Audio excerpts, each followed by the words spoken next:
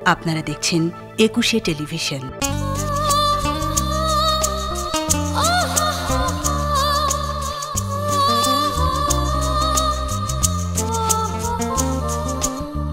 সংসার সে তো এক মিথ্যে তাসের ঘর, সাজাতে সাজাতে নেমে আসে ঝড়।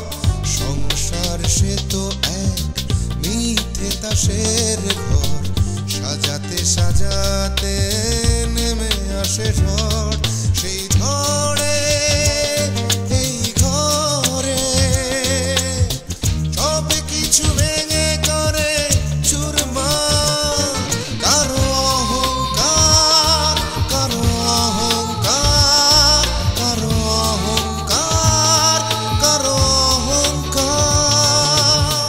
সংসার সে তো এক মিথ্যে তাসের ঘর, সাজাতে সাজাতে নেমে আসে ঝড়।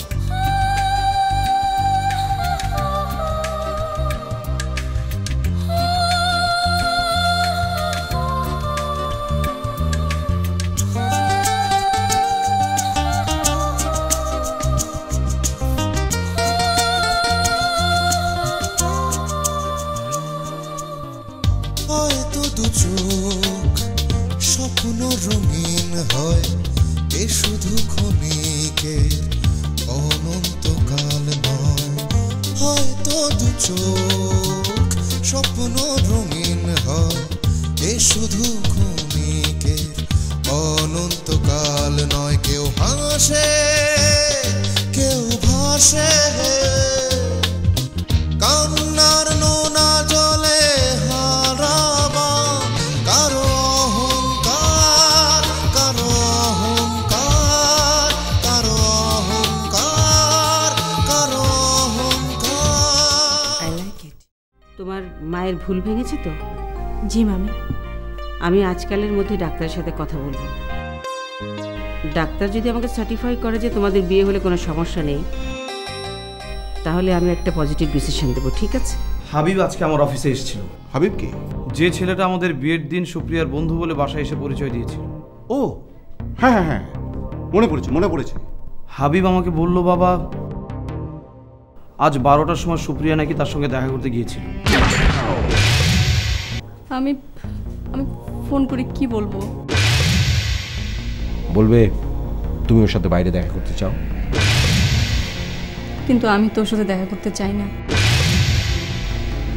আমি চাইলে তুমি ওর সাথে দেখা করতে পারো। রাজুকে আমি কোনোদিনও মেনে নিতে পারবো না। মেনে নিলে না নিবেন, রাজু আসলে আপনি কথা না বললেই হলো। রিয়াকে তো পাবেন। এই পাওয়ার কি মানে হতে পারে? রাজু তো আবার ওকে নিয়ে চলে যাবে। বাপি তুমি জানো না, তুমি জানো না বাপি, জয় অনেক বদলে গেছে। বাপি অনেক বদলে গেছে ইদানিং। তো ওই একটু রেগে গেলে আমার গায়ে হাত তুলছে। বাপি কি বললি তুই? কি বলছিস তুই?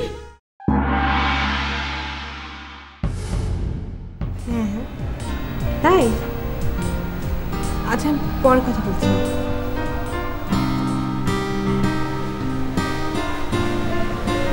মামি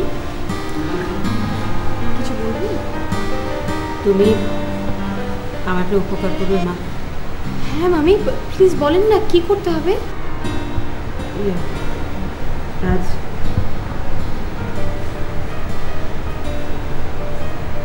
রিয়াকে খুব দেখতে ইচ্ছে করছে মা। তাহলে চলেন না আমরা রিয়ার বাসায় যাই, আমি ওর বাসাটা চিনি। না না, অসম্ভব। ওর বাসায় আমি কিছুতেই যাব না। তাহলে তুমি তুমি কিছু শপিং করবে, তোমার দরকার। এই কথা বলে ওকে একটা ফোন করো। ফোন করে ওকে সাথে নিয়ে মার্কেটে গেলে আমি একটু দূর থেকে একটু দেখব। তুমি এখনই ফোন করো। হ্যাঁ মামি, আমি এক্ষুনি ফোন করছি। একটা সেকেন্ড।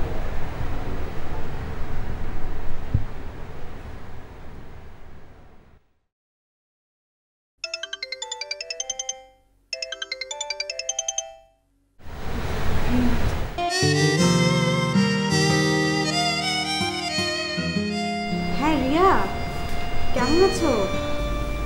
সেজুতি আপু, হ্যাঁ ভালো আছি। তুমি কেমন আছো? হ্যাঁ ভালো আছি। আম্মু কেমন আছে? মামিও ভালো আছে। তোকে খুব মিস করে। শোনো রিয়া, একটা ছোট্ট হেল্পের দরকার ছিল। আসলে হয়েছে কি, আমি তো ঢাকা সিটির কিছুই তেমন ভালো মতো চিনি না। কোথায় কোথায় ভালো শপিং মল সেটাও জানি না। আমার একটু শপিং করার প্রয়োজন ছিল। আদিল ভাই নেই তো, থাকলে হয়তো ওকে নিয়ে যেতাম। তুমি কি একটু আসতে পারবে? না না, বাসায় আসতে হবে না, তুমি আমাকে শপিং মলে আমার সঙ্গে দেখা করো। কিন্তু সেজুতি আপু, রাজু যে বাসায় নেই। রাজুকে বলার দরকার কি? ওকে একটা টেক্সট করে দাও যে আমার সঙ্গে আছো। না না আপু, তা কি করে হয়?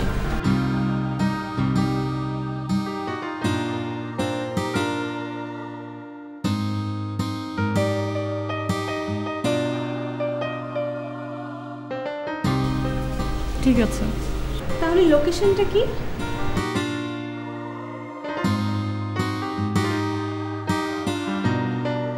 ঠিক আছে, 1 ঘন্টার মধ্যে তাহলে দেখা হচ্ছে।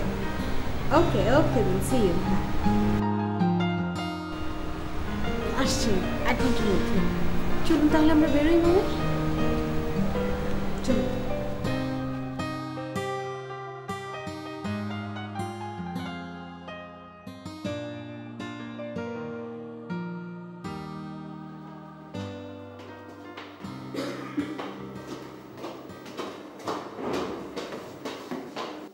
মানিক,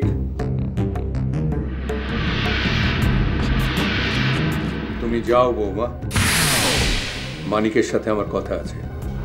জি বাবা।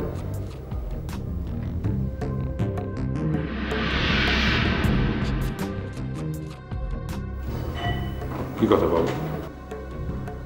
বৌমাকে নিয়ে কোথায় গিয়েছিলি?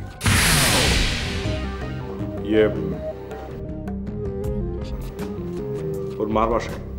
বিয়ান সাহেব ভালো আছেন তো? জি ভালো। বিয়ের ব্যাপারটা বলেছিলি নাকি? উনি তো আগে থেকে জানেন। ফ্যামিলির বাইরে কাউকে কথাটা না বলতে আমি বৌমাকে বলেছিলাম। উনি তো আমাদের ফ্যামিলির বাইরের কেউ নন বাবা। তাছাড়া কতদিন আর লুকিয়ে রাখবে বাবা? একদিন তো জানাজানি হবে। জানাজানি হওয়ার আগেই রাজু আর রিয়ার সম্পর্কটা স্বাভাবিক হওয়া উচিত। সম্পর্ক স্বাভাবিক হবে তখনই যখন রিয়া রাজুকে ছেড়ে চলে আসবে। সেটা সম্ভব না। এখনো তোরা বুঝতে পারলি না? অনেক তো হলো, কি লাভ হলো কাদা চড়াচড়ি করে? এখন বলো যে কিভাবে সম্পর্ক স্বাভাবিক করতে চাও? একটাই উপায়, ওদের বিয়েটা মেনে নেয়া। তুমি আর আদিল ছাড়াটা কেউ মানবে না বাবা। আমরা সবাই মেনে নিলেও বদনাম থেকে আমরা কেউই রক্ষা পাবো না। কিসের বদনাম? মানুষ বলবে যে চৌধুরী বাড়ির মেয়ে চাকরের সাথে পালিয়ে গিয়ে বিয়ে করেছে।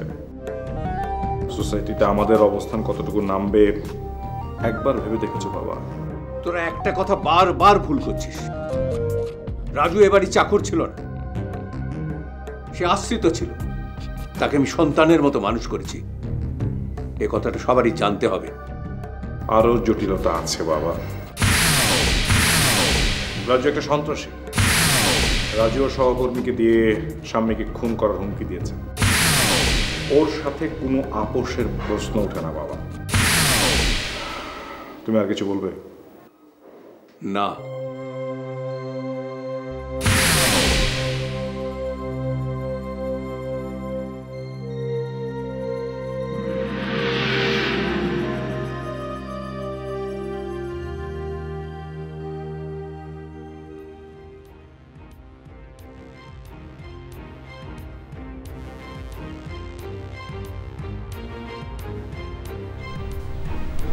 নজরুল ভাই, হ্যাঁ এখানে আপনার কোনো অসুবিধা হচ্ছে না তো? না, কিসের অসুবিধা হবে?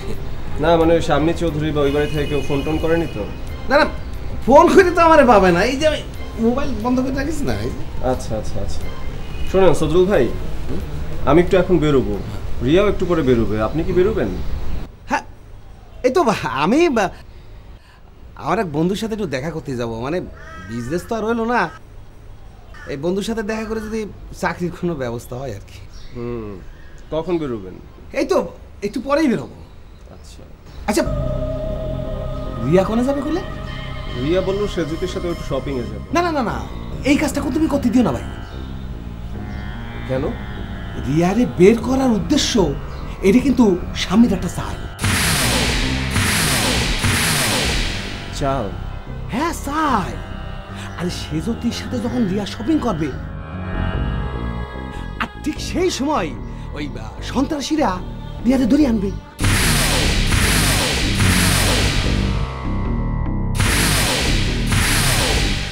আপনি জানলেন কি করে? স্বামী মানিকের সাথে যখন কথা করছিল আমি আলাদা শুনেছি। সেজুতি কি সব জানে?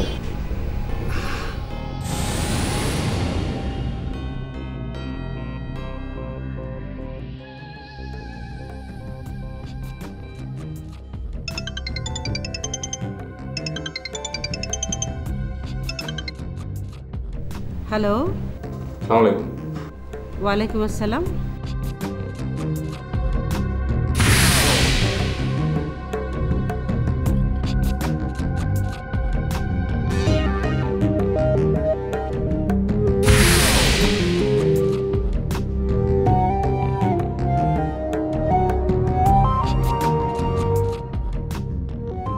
রাজুকে ম্যানেজ করা আপনার দায়িত্ব।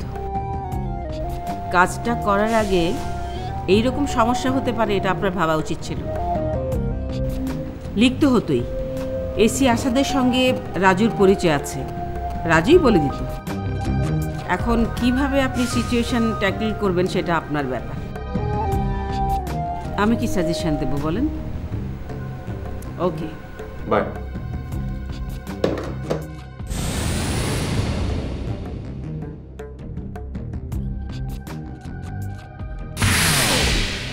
কি হলো, যাবে? বললাম তো যাব না। আচ্ছা গুড। শোনো, সেজুতি যদি ফোন করে তাহলে বলবে যে তোমার শরীর খারাপ। ঠিক আছে। আর তোমার যদি শপিং করার ইচ্ছা থাকে তাহলে বিকেলে আমরা বেরোতে পারি। ঠিক আছে। শোনো, যেই আসো তুমি কিন্তু দরজা খুলো না। একটা লোক আসবে কাজের মেয়ে নিয়ে। কাজের মেয়ে নিয়ে? লোকটা কে? লোকটার নাম জানি না, বললো কাজের মেয়ে সাপ্লাই দেয়। তুমি দরজা খুলেছিলে? না, আমি বলেছি 11টার দিকে আসতে। আমি ভাবলাম তোমরা বাসায় থাকবে। 11টা তো বেজে গেছে। রিয়া, লোকটা এলে তুমি দরজা খুলো না। খোলার আগে রাজুর একটা ফোন করো। অফিস থেকে আসতে মাত্র 10 মিনিট লাগবে। ঠিক আছে। আপনিও কি বেরোবেন নাকি? হ্যাঁ চলো তাহলে একসাথে বেরোই। আচ্ছা চলেন। আসি। হ্যাঁ খোদা খোদা।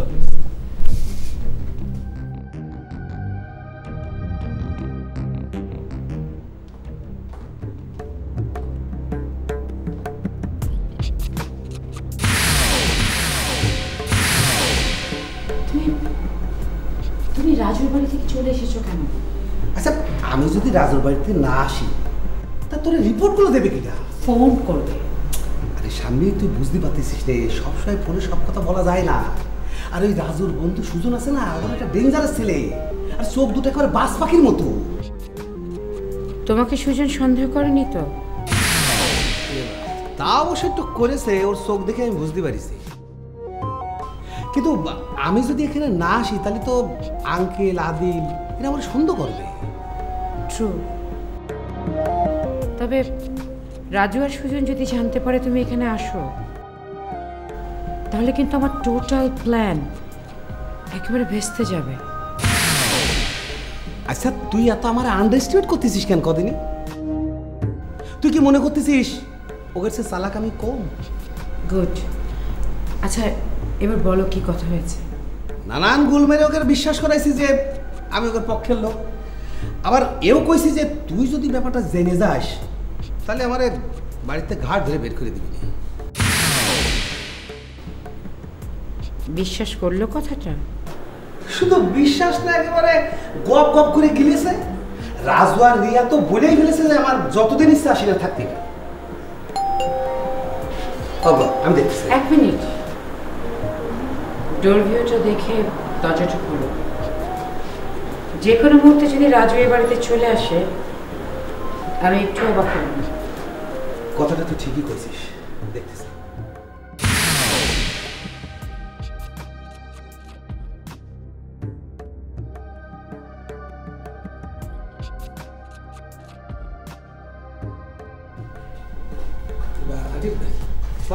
ওয়ালাইকুম সালাম। কখন এসেছো?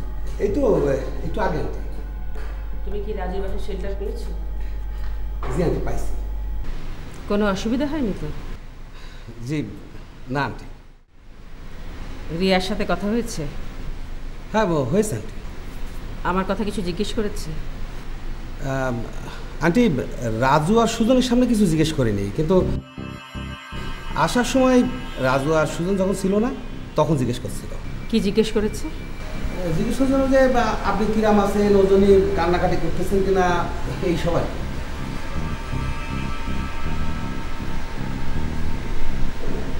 তুমি কি উত্তর দিলে? আমি অবশ্য কইছি যে হ্যাঁ ওর কথা আপনি কন, আর ওজনই কান্নাকাটিও করেন। এইসব শুনে ওর চোখ তো পানিতে ভরে উঠল।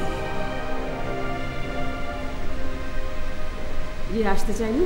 হ্যাঁ আসছি তো চাই, কিন্তু রাজু তো মানা করে। রাজুর কথা না শুনলেই হলো। ভয়ে শোনে?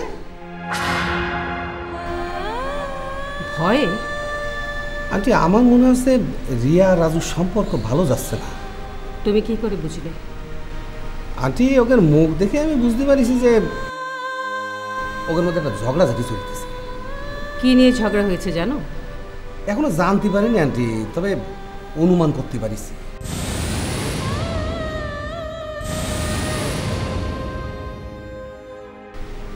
আমার মনে হয় আপনার কাছে আসা নিয়েই ওদের মধ্যে একটা মন কষাকষি চলতেছে। আন্টি আর 2-1 দিন যাক, আমার উপর ওদের বিশ্বাসটা স্থাপন হোক, তারপর আমি অস্ত্রটা রাজুর ঘরে রেখে আসবো।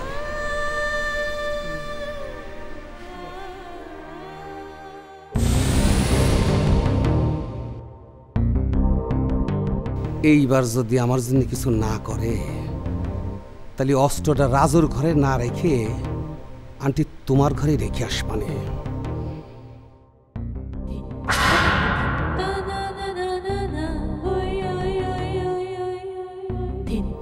কি করছিস স্বামী? আমি তো কিছুই বুঝতে পারতেছি না, আমি বিশ্বাসও করতে পারতেছি না। প্লিজ আরেকবার একটু কনা। তুমি একটা কোম্পানি 5% শেয়ার পাচ্ছ, at the same time directorship. কি কথা? এই আন্টি মজা করতেছ না তো? I don't think so. Anyway 5% share মানে বুঝতে পারছো তো তুমি? 20 কোটি টাকা। 20 কোটি?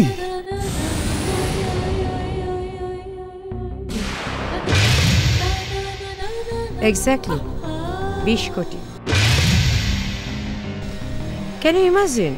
তুমি 1 টাকাও ইনভেস্ট করবে না, অথচ 20 কোটি টাকার মালিক হয়ে যাচ্ছ।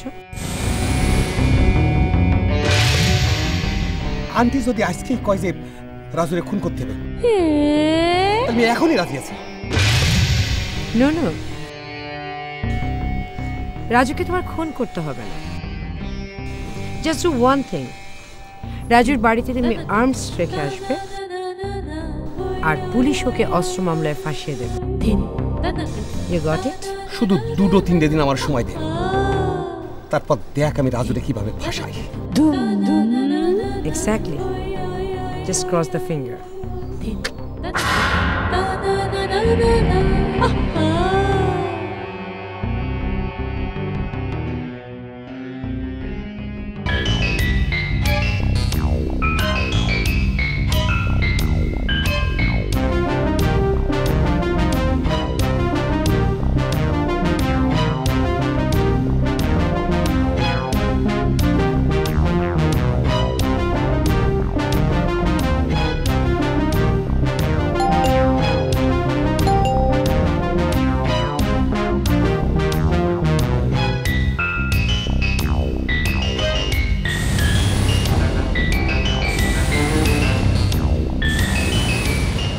কে?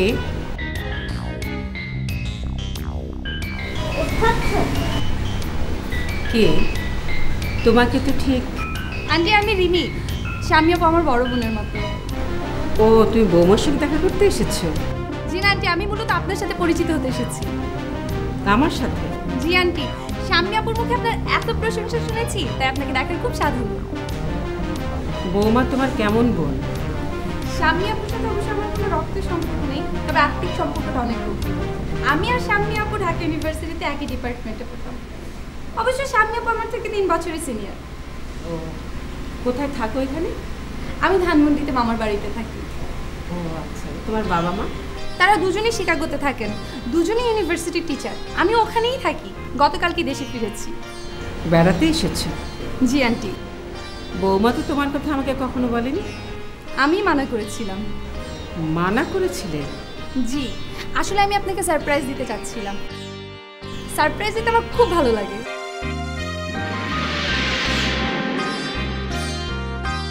যা শুনেছ তা 100% সত্যি, তবে আমার শর্তের কথা ভুললে তোমাকে চলবে না।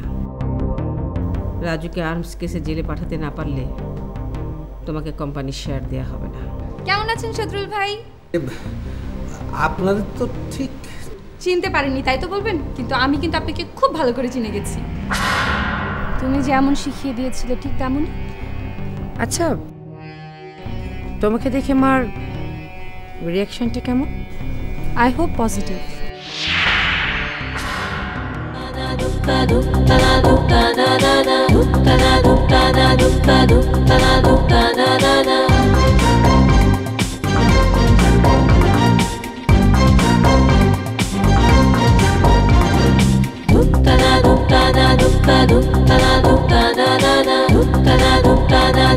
Dukka